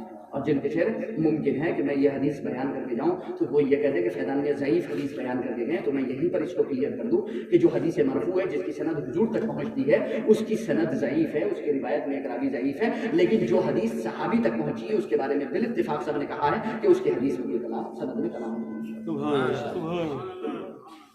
تو میں کہتا ہوں اللہ کے رسول نہیں، صحابی کی تفسیر سے، صحابی کی تفسیر صحابی کی مانیں گے. ہم صحابی کی مانیں گے. میں اس کے آگے کا لفظ کوئی نہیں بولوں گا، میں اس کے آگے کا لفظ نہیں بولوں گا. میں بولنا نہیں چاہتا، سچ میں نہیں بولنا چاہتا. ہم صرف صحابی کی تفسیر بروزن صحابی کی نہیں مانیں گے. ہم بروزن صحابی کی نہیں مانیں گے. ہم صحابی کی مانیں گے، بروزن صحابی بروزن صحابی کی نہیں. وہ بروزن صحابی بھی نہیں ہے، خیر وہ بروزن تو کیا، وہ تو برطرف ہے. خیر وہ برطرف ہے، بروزن نہیں ہے، برطرف کوئی وزن نہیں. ہمارے بروزن نہیں ہے تو صحابی کے بروزن تو بہت دور کی بات ہے. خدا کی قسم کچھ بھی صحیح اللہ نے جو ہے وہ ہمیں جو ہے وہ ہمیں عقیدہ اہل سنت والجماعت دیا ہے. ہم اتنا جانتے ہیں کہ ہم جب تک کبیرہ گناہوں سے بچتے رہیں گے اللہ ہمارا صغیرہ معاف فرماتا ہے. اجتنبوا کبائر ما تنهون عنه نکفر عنکم سیئاتکم. اگر تم کبیرہ گناہوں سے، بڑے گناہوں سے بچتے رہو گے تو چھوٹے ہم معاف کرتے ہیں. اور کبیرہ گناہوں میں دنیا کے کسی مفتی سے پوچھو، سب نے اپنی کتابوں میں نے اس کتاب میں بالکل کلیئر کر دیا. دنیا کے کسی مفتی سے پوچھو کہ سب سے بڑا کبیرہ گناہ کون سا ہے تو وہ کہے گا کہ سب سے بڑا کبیرہ گناہ عقیدے کا ہے. اگر کسی کا عقیدہ خراب ہے تو اس سے بڑا کبیرہ کرنے والا کوئی نہیں ہے. شراب پی لے، جوا کھیل لے، سب حرام کرنا۔ اللہ نہ کرے معاذ اللہ شام کے اعمال سے، نفس کی شرارت سے، شیطانی وسوسے سے، بشری تقاضے میں اگر اس سے زنا ہو جائے، چوری ہو جائے، شراب پی لے، کچھ کر لے، لیکن سچے دل سے اللہ سے توبہ کرے تو اللہ تعالیٰ معاف فرما دے گا۔ لیکن جناب اگر کوئی عقیدہ ایسا رکھ لے کہ ایمان سے خارج ہو جائے تو پہلے تو تجدید ایمان کرے گا، توبہ تو بات نہیں، تجدید ایمان کرے گا، داخل اسلام ہوگا، سرے سے ہی مسلمان ہوگا، اس کی مسلمانی دوبارہ سے ہوگی، اس کی مسلمانی جس کے عقیدے میں خراب ہوگی اس کی مسلمانی دوبارہ سے ہاں نہیں صحیح بات ہے۔ مطلب اس کو یوں کہہ لو کہ دوبارہ سے اسلام میں یہ کام جو تھا میں نے جو بولا مسلمان دوبارہ سے، تو بالکل واضح اور کلیئر ہے۔ میں نے آپ کو بتایا، تو میں کہنے کا مقصد یہ ہے کہ یہ جو 1400 سال جو کہا جا رہا ہے نا کہ 1400 یہ سب اسلام سعودی عربیہ سے وہاں کہاں ہوتا ہے، تو بالکل کلیئر ہے۔ تو میں بات یہ بتا رہا تھا کہ رامپور کے جو 50-60 سال کے لوگ ہیں وہ کہتے ہیں سر یہ کون سا والا، یہ سب یہ قبر پہ اذان ہو رہی ہے، یا یہ جو ہے وہ تیجا 10واں 40واں ہو رہا ہے، یا یہ ساری چیزیں ہو رہی ہیں، یہ ہمارے رامپور میں تو ہوتی کہا جاتا ہے کہ مجھے کہا جاتا ہے، تو ہم نے تو دیکھی نہیں کبھی رامپور میں، ہم تو اتنے بڑے ہو گئے، ہمارا بچپن پورا گزر گیا، ہم نے تو کبھی دیکھی نہیں یہ چیزیں کہ صاحب قبر پہ اذان ہو رہی ہے، یہ کرا جا رہا ہے، فلاں کرا جا رہا ہے، فلاں کرا جا رہا ہے، ڈھمکا کرا جا رہا ہے۔ تو میں ان سے کہوں گا کہ ایسا نہیں ہے، آپ نے کچھ اور چیزیں بھی نہیں دیکھی ہیں رامپور کی، بہت ساری چیزیں آپ نے رامپور کی، کیونکہ آپ کی عمر 50 سال 60 سال کی، ظاہر سی بات ہے کہ جو 100 سال پہلے رامپور میں چیزیں ہوتی تھی وہ آپ نے نہیں دیکھی ہوں گی، جو 150 سال پہلے ہوتی ہوں گی وہ آپ کے اور ہمارے دادا نے نہیں دیکھی ہوں گی، جو 200 سال 250 سال پہلے ہوتی ہوں گی وہ ہمارے پردادا نے نہیں دیکھی ہوں گی۔ تو ظاہر سی بات ہے کہ ہر زمانے میں کچھ نہ کچھ چیزیں ایسی رہی ہوں گی جو ہم لوگوں نے نہیں دیکھی ہوں گی۔ تو یہ جو کہا جاتا ہے کہ ہم نے تو نہیں دیکھی، تو سب سے پہلا سوال تو یہ کہ آپ دیکھ لیتے تو جائز ہو جاتی ہے، سب سے پہلا سوال ہے کہ آپ دیکھ لیتے تو جائز ہو جاتی ہے، آپ کا دیکھنا کسی چیز کو جائز تھوڑی بنا دے گا۔ تو سرے سے یہ کہنا ہی باطل ہے کہ صاحب ہم نے تو کبھی نہیں دیکھا، سرے سے یہ کہنا ہی باطل ہے، اس لیے کہ آپ کا یہ میرا دیکھنا دلیل نہیں ہے، آپ کا یہ میرا دیکھنا دلیل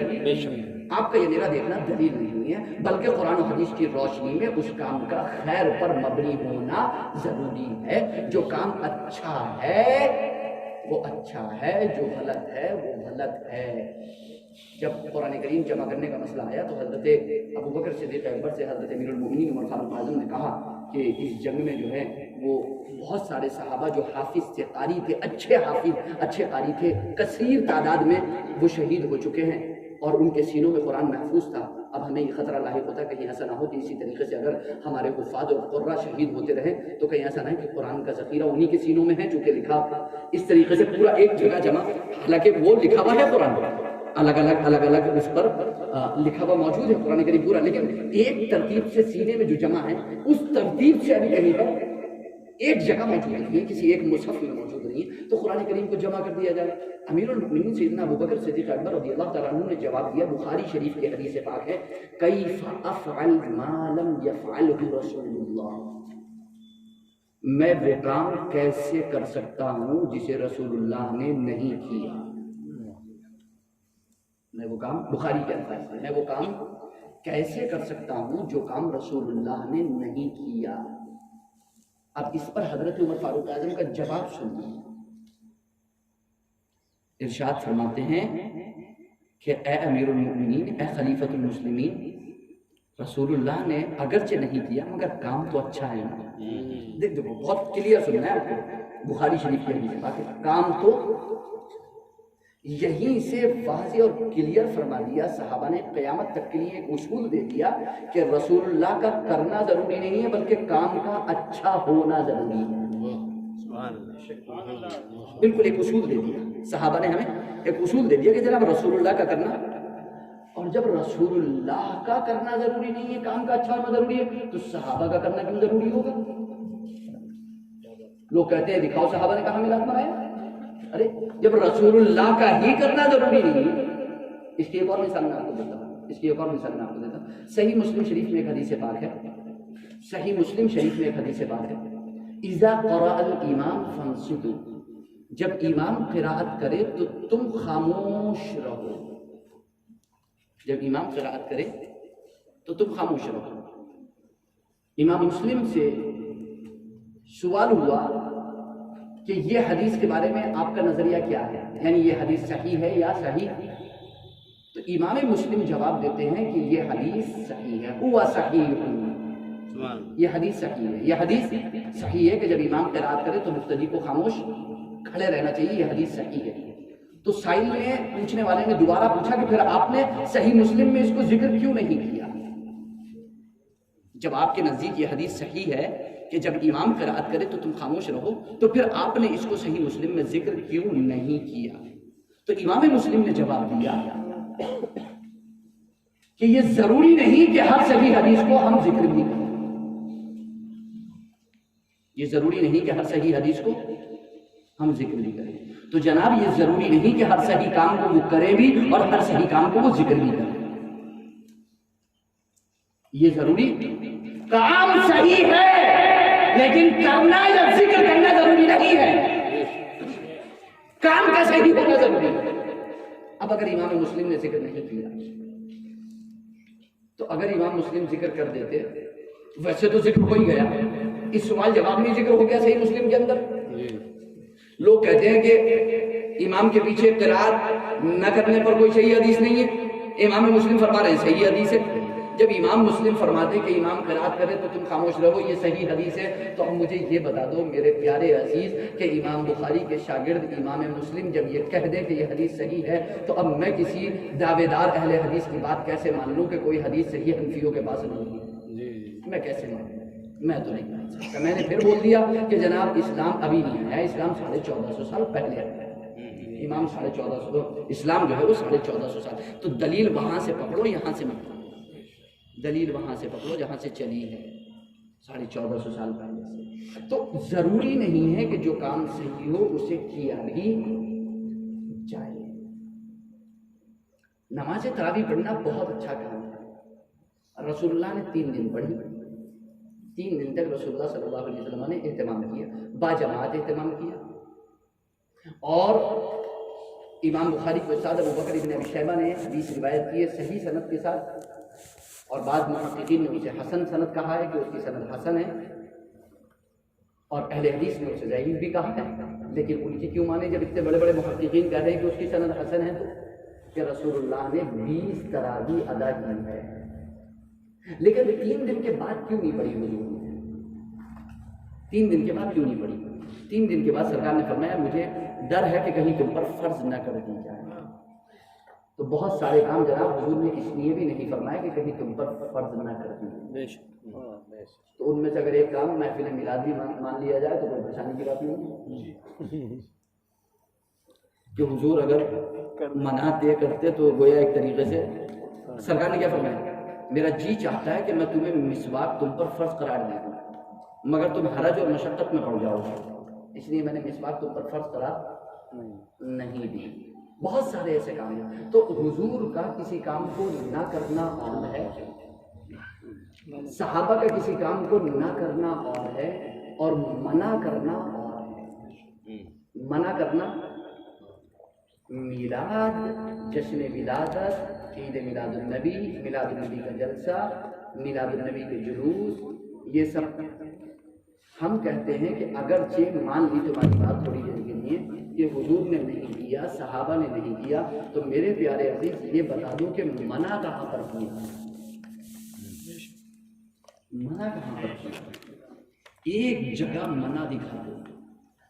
اور اگر آپ یہ کہو کہ انہوں نے نہیں کیا ہے اس لیے یہ غلط ہے, تو جناب انہوں نے تو بہت سارے کام نہیں کیے, کیا وہ بھی غلط ہوں گے سارے کے سارے؟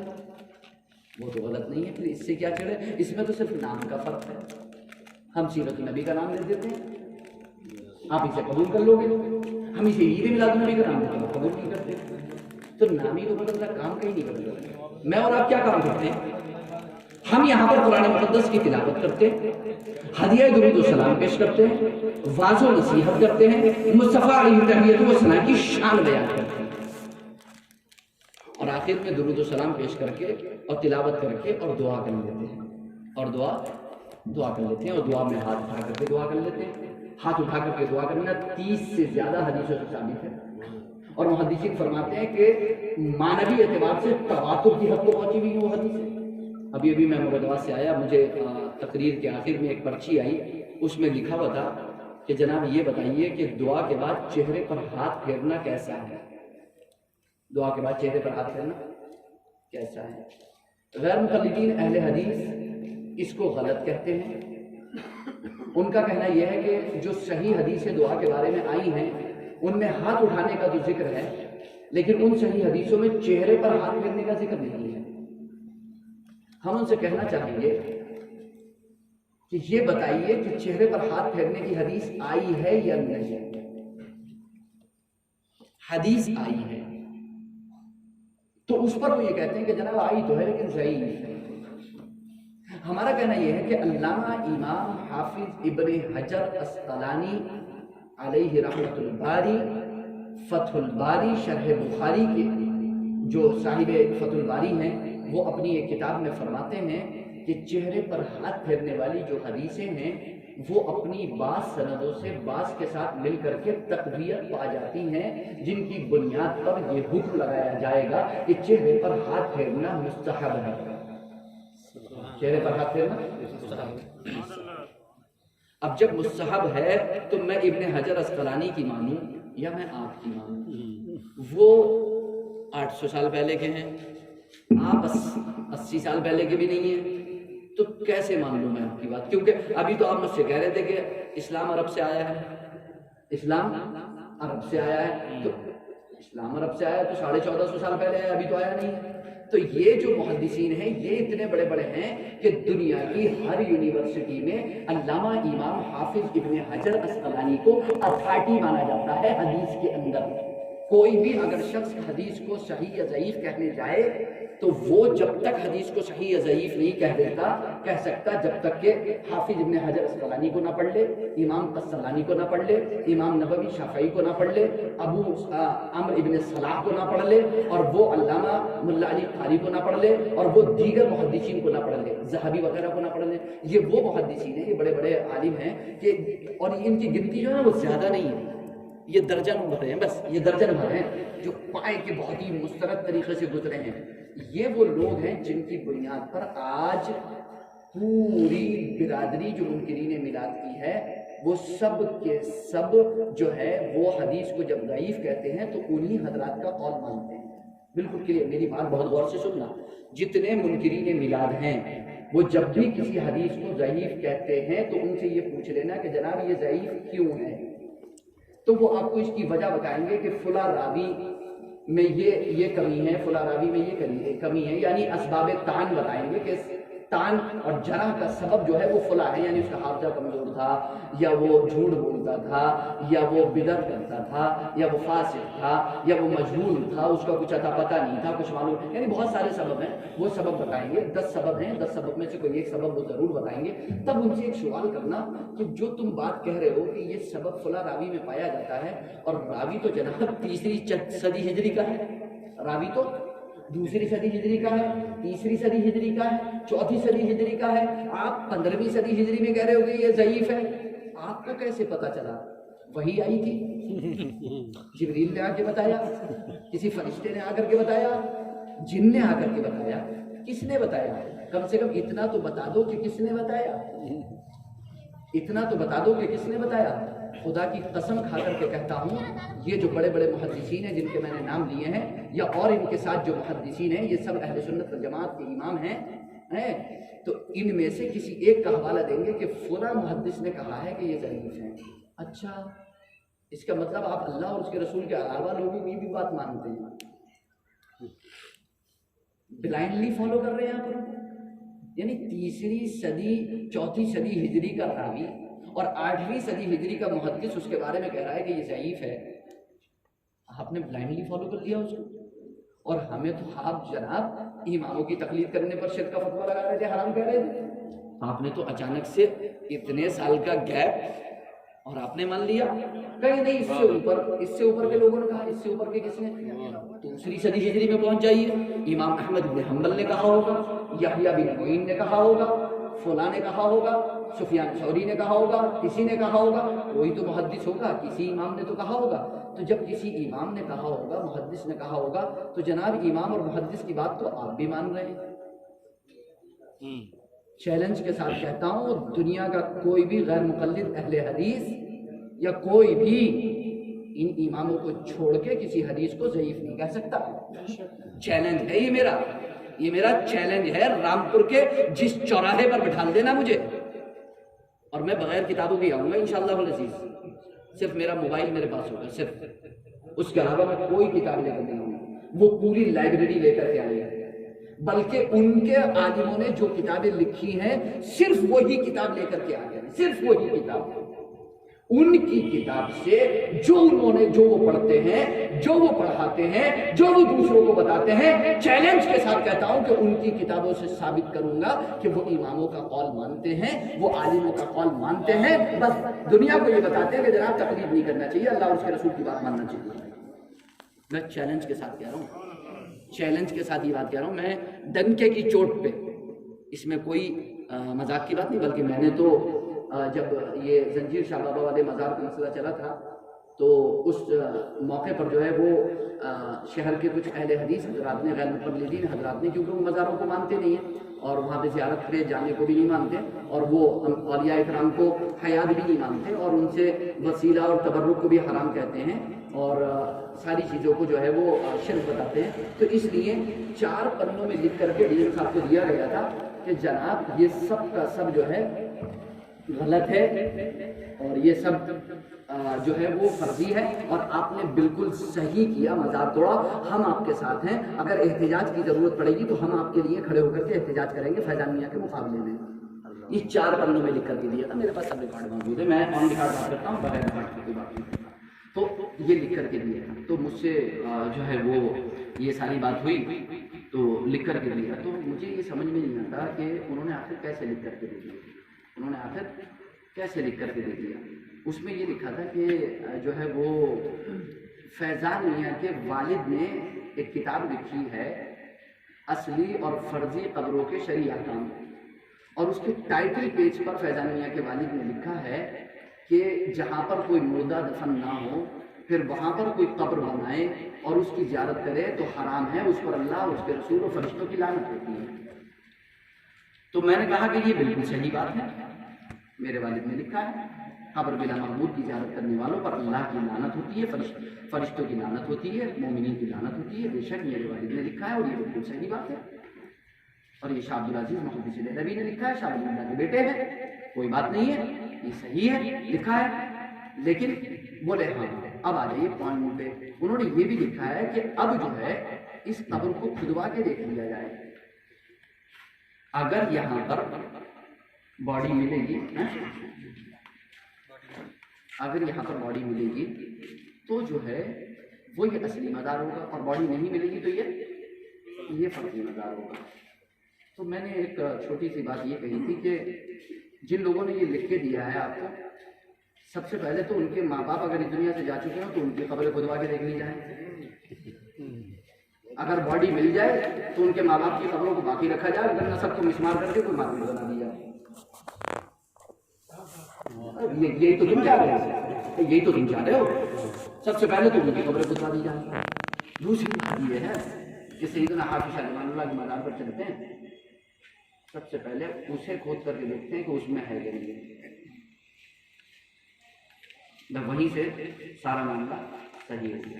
میرے کہنے کا مقصد یہ ہے کہ اس طریقے سے اگر آپ کا کوئی آپسی اختلاف ہے، نظریاتی اختلاف ہے، اور آپ نظریاتی اختلاف رکھتے ہیں تو یہ آپ اپنے درمیان میں رکھیں، ان نظریاتی اختلافات کو ہتھیار بنا کر کے آپ مسلمانوں کو زیر کرنے کی کوشش مت کیجیے، کھیلیے مسلمانوں کے ساتھ۔ اگر مجھے کسی سے نظریاتی اختلاف ہے تو اس کا مطلب یہ نہیں ہے کہ میں اس کے خلاف سازش کروں گا یا بغاوت کروں گا، اور ہر ممکن ہر موڑ پہ میں اسے تکلیف پہنچانے اور اسے زیر کرنے کی کوشش کروں گا۔ خدا کی قسم ایسا ہر چیز نہیں کر سکتا کوئی سچا مسلمان،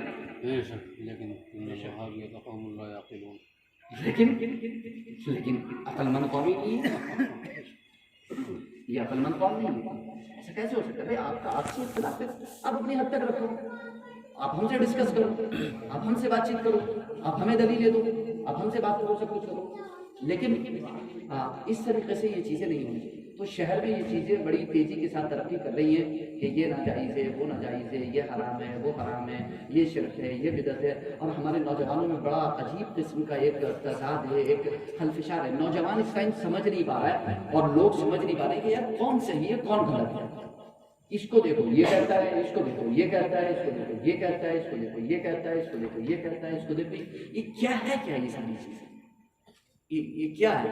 تو عام آدمی بڑا پریشان ہوتا ہے، وہ کہتا ہے کہ اب ہم کریں کیا، کس کی مانیں؟ ہم کہہ رہے ہیں کہ آپ اس کی مانو جس کا شجرہ نسب ملا ہوا ہے، جس کا شجرہ ملا ہوا ہے۔ وہ جو بات کہہ رہے جو انہوں نے بات کہی نبیوں کے بارے میں یا اولیاء کے بارے میں یا بزرگوں کے بارے میں، ان کی بات کو بھی سامنے رکھ لو۔ ہم جو بزرگوں کے بارے میں، ہم جو اولیاء کے بارے میں، انبیاء کے بارے میں بات کہہ رہے ہیں، ہماری بات کو بھی سامنے رکھ لو۔ پھر دونوں باتوں کی چین چلاؤ، یہ چین اگر مدینے تک پہنچ جائے، مکے تک پہنچ جائے، جس کی چین پہنچ جائے اس کی بات نہیں، جس کی چین، اور جس کی چین بیچ میں سے ٹوٹی ہوئی اس کو سائڈ کر دو۔ اس میں کیا کوئی پریشانی کی بات ہے؟ اس سے زیادہ واضح اور کلیئر بات میں کہہ نہیں سکتا آپ سے۔ جس کی چین مضبوطی سے پہنچ جائے اس کی بات ماننا، جس کی بات نہیں پہنچے اس کی بات مت مانو۔ اور جہاں تک بات رہی چین کی، اگر ہم سے ہماری چین پوچھنا چاہو تو خدا کی قسم ہمارے سر پہ جو ٹوپی رکھی ہے نا اس کی بھی چین دکھا دیں گے، ہمارے سر پہ جو صافہ ہے نا اس کی بھی چین دکھا دیں گے، ہمارے جسم پہ جو جبہ ہے نا اس کی بھی چین دکھا دیں گے ہم آپ کو، ہمارے جیب میں جو مسواک رہے گی نا اس کی بھی چین دکھا دیں گے۔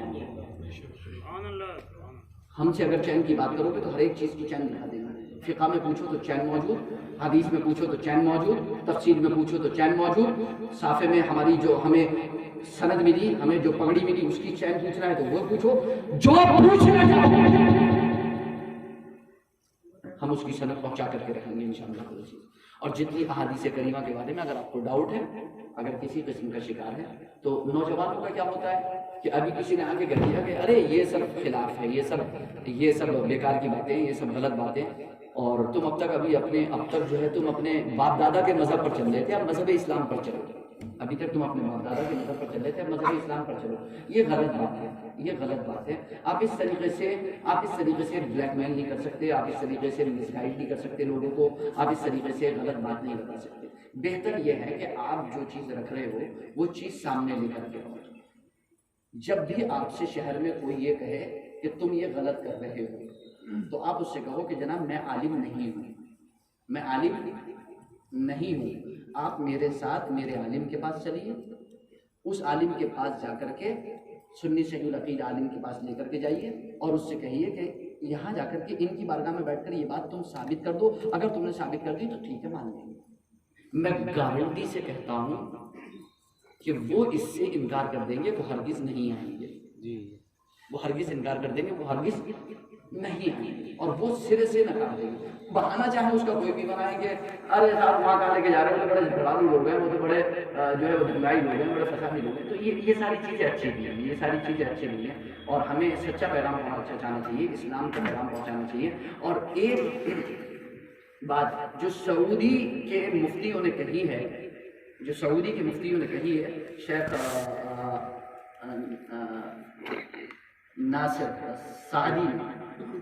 ناصر سعدی نے جو کہی ہے، اور ابن باز نے جو کہی ہے، اور ابن عثیمین نے جو کہی ہے، تو انہوں نے یہ بات کہی ہے، اور سعودی عربیہ سے انہوں نے ڈنڈے کی چوٹ پہ اعلان کیا ہے کہ ہر شہر کے لوگوں کو، یعنی ہر ملک کے لوگوں کو اپنے ملک میں فالو کرنے، جس مذہب کو فالو کیا جاتا ہے اسی مذہب کو فالو کریں، اس مذہب کو فالو کریں۔ کیوں؟ انہوں نے کہا کہ اگر آپ ایسا نہیں کرو گے تو انتشار، فتنہ اور فساد برپا ہوگا، اختلافات بڑھیں گے، اختلافات۔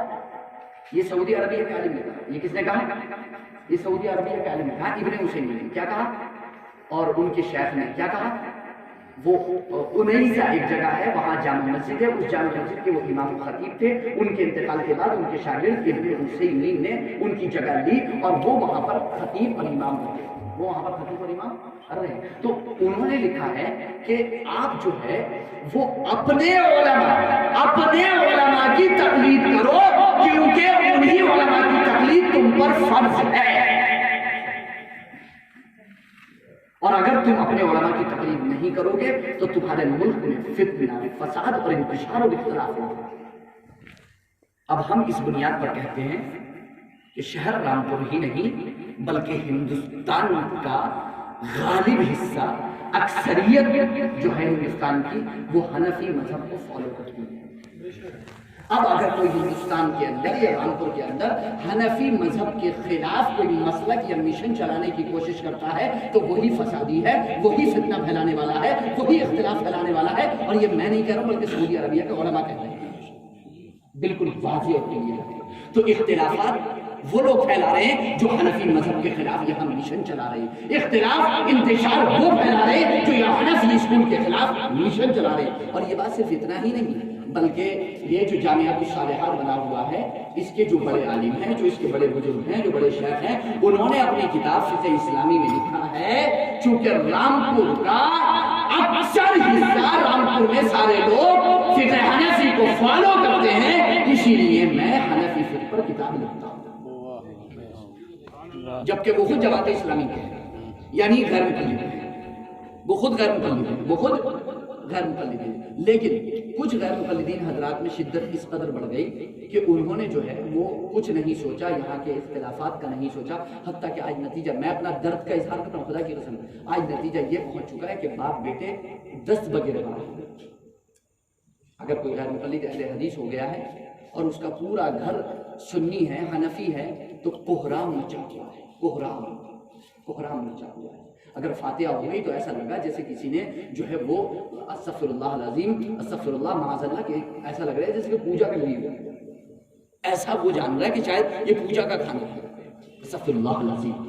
ایسی حالت ہو گئی ہے گھروں کے اندر، ایسے لوگوں نے اس طرح سے خفیہ طور پر مشن پہنچا دیا ہے۔ تو یہ ساری چیزیں اچھی نہیں ہیں، اس سے شہر کی فضا خراب ہوگی، شہر کا جو اتحاد ہے وہ پارا پارا ہوگا، شہر بکھر جائے گا، ٹوٹ جائے گا، لوگوں میں اختلافات ہو جائیں گے، انتشار ہو جائیں گے۔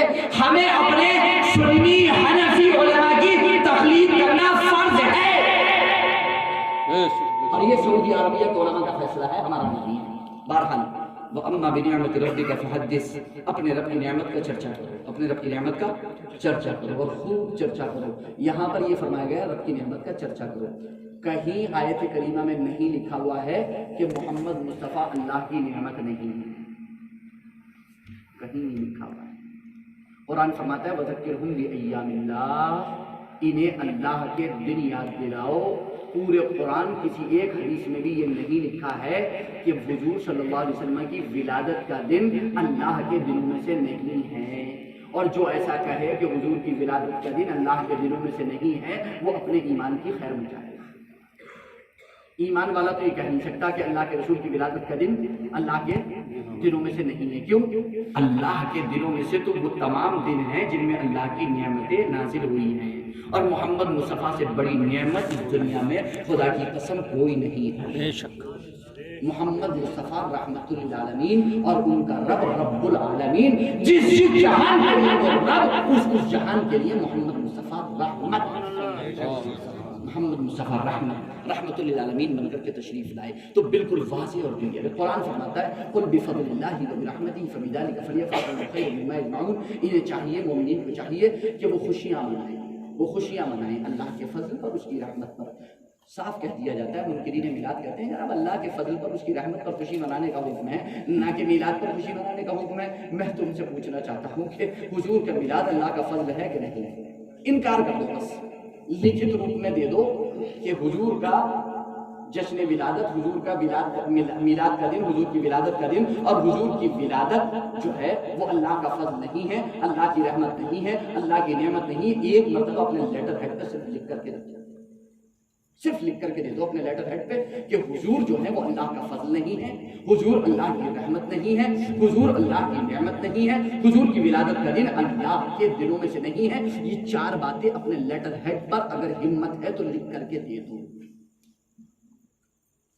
پھر ہم سعودی عربیہ بھی بھیج دیں گے، اس کو مصر بھی بھیج دیں گے، سوڈان بھی بھیج دیں گے، شام بھی بھیج دیں گے، دنیا کے اسلامی 56 ملکوں میں بھیج کر کے تمہارے لیے حکم منگوائیں گے کہ جو شخص یہ کہے کہ حضور اللہ کا فضل نہیں، اللہ کی رحمت نہیں، اللہ کی نعمت نہیں، ایسے شخص کے بارے میں شریعت کا کیا حکم ہے، ڈنکے کی چوٹ پر۔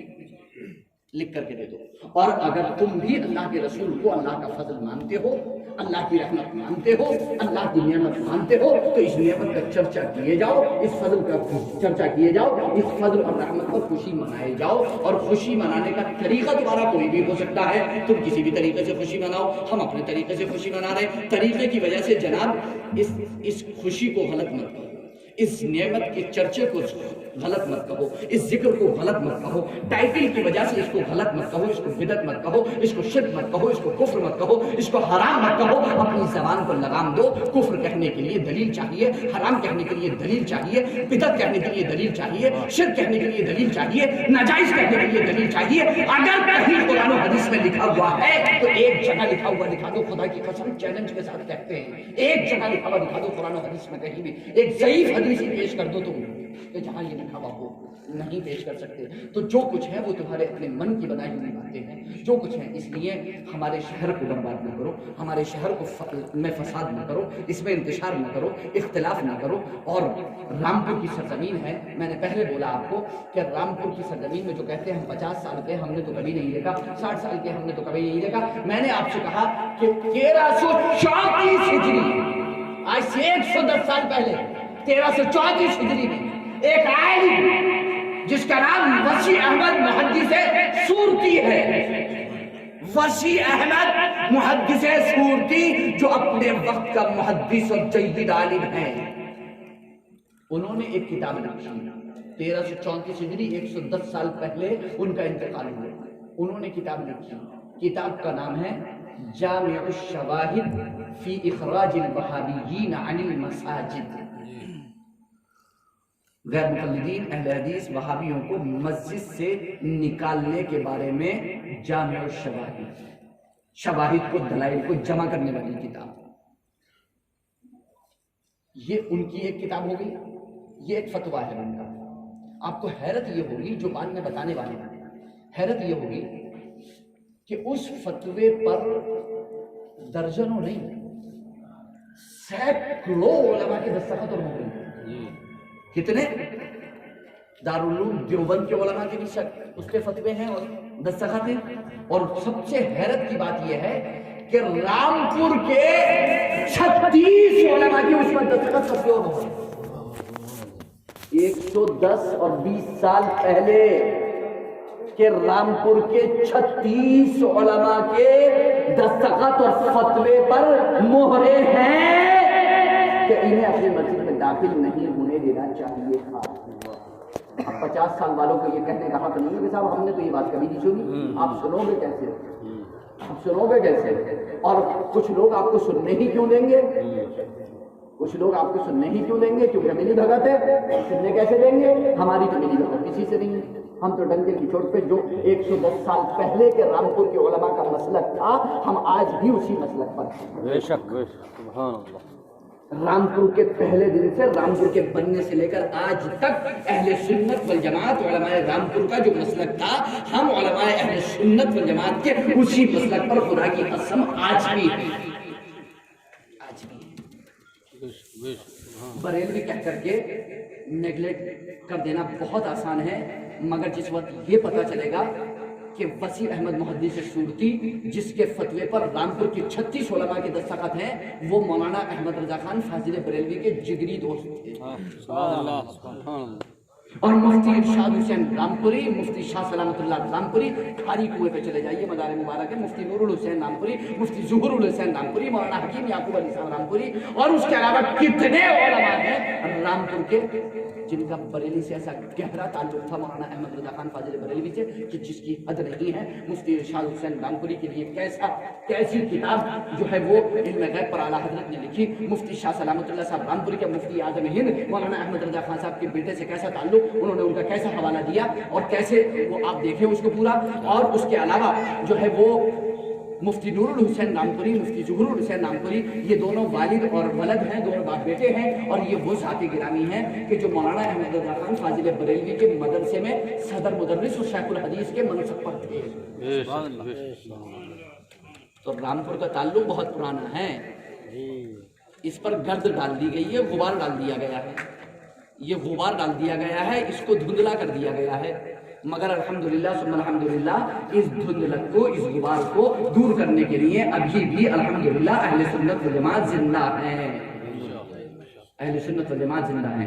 अल्लामा सैयद हिदायत रसूल रामपुरी अलैहि रहमतुल्लाह कि जिनका मज़ार मुबारक शादरगाही महबूब इलाही रहमतुल्लाह तआला अलैह के मज़ार मुबारक के बिल्कुल सामने है। 1336 में उनका विसाल हुआ। कितना?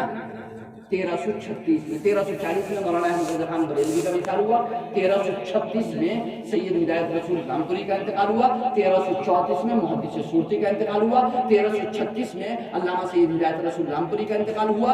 वो तौरात और इंजील के बिल्कुल एकदम ऐसे समझ लो कि हाफिज थे, आलिम थे, जबरदस्त आलिम थे तौरात और इंजील के, बहुत जबरदस्त आलिम थे। तो उन लोगों से मुनाजरा करने के लिए, ऐसा नहीं है कि तौरात और इंजील कोई असल सूरत में मौजूद है, नहीं, उनसे मुनाजरा करने के लिए, उनसे मुकाबला करने के लिए यहूद और नसारा से इतना बड़ा मुनाजिर रामपुर की सरजमीन पर जो यहूदियों और नसरानियों से इस्लाम के लिए मुनाजरा करता था।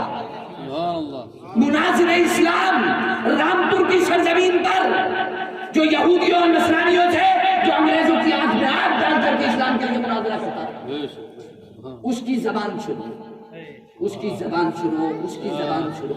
जैसा रामपुर का चाकू तेज है ना, उसकी जबान भी वैसी ही तेज है।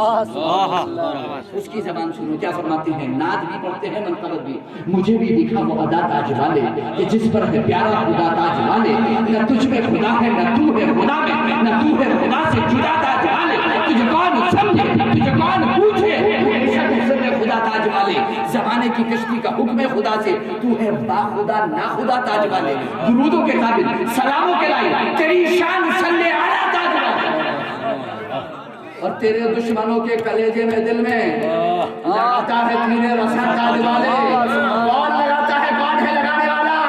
हिदायत रसूल रामपुरी कहते हैं वो जात है, तेरा पाक नाइब, तेरा सच्चा वारिस, तेरा बंदा अहमद रजा ताज वाले। बरेली का इमाम अहमद रजा है, रामपुर की जबान है कि या रसूल अल्लाह, आपका वफादार अहमद रजा आपके दुश्मनों के कलेजे में, दिल में तीरे रसा लगाने वाला है, आपके दुश्मनों को बख्शने वाला नहीं है। फरमाते हैं सहाबा के दुश्मन रहे खार हर जा, मुहिब्बों पे फजल खुदा ताज वाले। सदा सुन्नियों पे वो रहमत की बारिश। ये रामपुर की जबान है। और जनाब ये 108 साल पहले की जबान है। मैंने आपसे कहा आपकी उम्र 50-60 साल की है, अपनी उम्र से गैस मत करना। रामपुर का बहुत खतरनाक दार है। रामपुर की जबान है ये। फरमाते सदा सुन्नियों पे हो रहमत की बारिश, वहाबी पे बिजली गिरा ताज वाले। अब कल मैं चला जाऊं तो मुझे मत कहना कि फैजान मियां फितना फसाद फैला के गए और फैजान मियां ऐसा कह गए, वैसा कह गए। फैजान मियां ये बता रहे हैं कि रामपुर क्या है, उसका असल नक्शा क्या है, उसकी असल सूरत क्या है, जिस पर गर्दो गुबार डाल करके वहाबियों से हाथ मिला लिया गया है। सदा सुन्नियों पे हो रहमत की बारिश, वहाबी पे बिजली गिरा ताज वाले। सहाबा के दुश्मन रहे हर खार खुदा, मुहिब्बों पे फजल खुदा ताज वाले। न ले काफिरों से मदद कोई सुन्नी, सुलेह दिल के फितने मिटा ताज वाले। सुलेह दिल के फितने मिटा ताज वाले, सुलेह दिल के फितने मिटा ताज वाले। और तेरे वास्ते में हिदायत की तेरे, तेरे वास्ते में हिदायत की तेरे, तेरा हिदायत तेरे वास्ते में हिदायत की तेरे। यही है खुदा से दुआ ताज वाले। जमाने में जब तक जमाना है बाकी, रहे नाम अहमद रजा ताज वाले, रहे नाम अहमद रजा ताज वाले, रहे नाम अहमद रजा ताज वाले।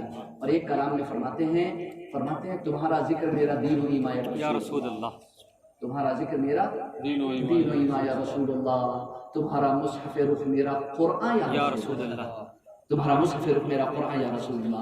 और मुनाफिक के कलेजे पर हजारों तीर चलते हैं।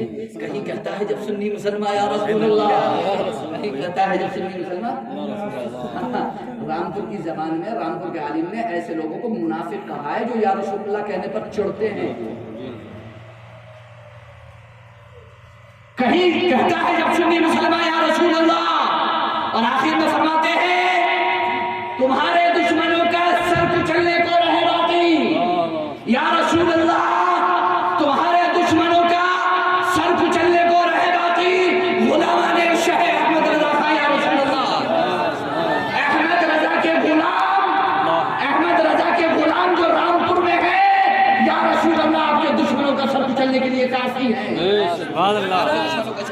لیے کافی ہے۔ آج کی تاریخ میں اگر یہ زبان استعمال کی جائے تو کہیں گے وہ بڑا متشدد مولوی ہے، بڑا فسادی مولوی ہے، بڑا فتنہ پرور مولوی ہے، اس کو فساد کے علاوہ فتنے کے علاوہ کچھ آتے ہی نہیں۔ دراصل ہم نے مزاج بدل دیا ہے، ہم نے اپنے دشمنوں سے تو رشتہ ناتا موت جیت سب بند کر لی ہے، مگر رسول اللہ کے دشمنوں سے آنکھ میں چوری کرتے ہیں۔ آپ میں سے یا مجھ میں سے کون ہے کہ جو اپنے دشمن سے ملتا ہو؟ بتا دو ایک مرتبہ سینے پہ ہاتھ رکھ کے خدا کی قسم، اگر آپ کا کوئی دشمن ہو تو چھوڑو اسے، تو چھوڑو، سمجھانے چھوٹ جاتے ہیں، میکے چھوٹ جاتے ہیں، سسرالیں چھوٹ جاتی ہیں، رشتہ داریاں چھوٹ جاتی ہیں۔ اگر دشمن سے مل لیا تو بیٹیوں کو طلاق دے دی جاتی ہے، بیٹوں سے چھڑوا دیا جاتا ہے، دامادوں کو روک لیا جاتا ہے، مگر رسول اللہ کے دشمن مطلب کوئی حیثیت ہی نہیں ہے۔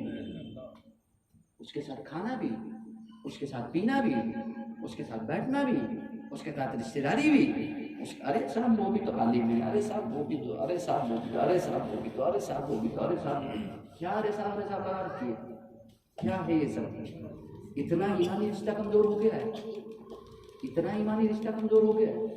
میں اگر آپ کو حقیقت بتاؤں تو رامپور کی سرزمین پر اگر آج اس طرح کی کوئی گفتگو کرتا ہے، تقریر کرتا ہے نا، تو اسے محض بریلوی کہہ کر کے چھوڑ دیا جاتا ہے، جبکہ میں نے جتنی گفتگو کی ہے رامپور کے علماء کی زبانی کی ہے۔